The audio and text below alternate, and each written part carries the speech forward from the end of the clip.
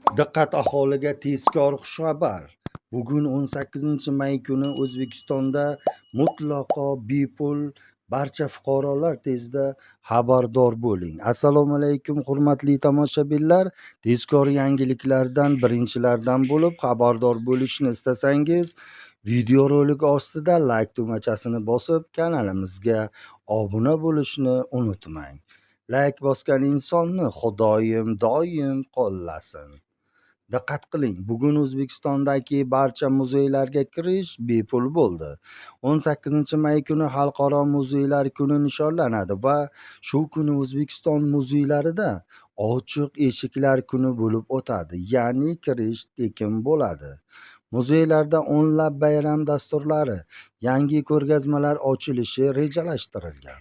Hurmatli tomoshabinlar, videorolik ostida like bosib, yaqinlarga ham yuborib qo'ying. Yakshanba dam olish kuni bir muzeylarni aylanishsin.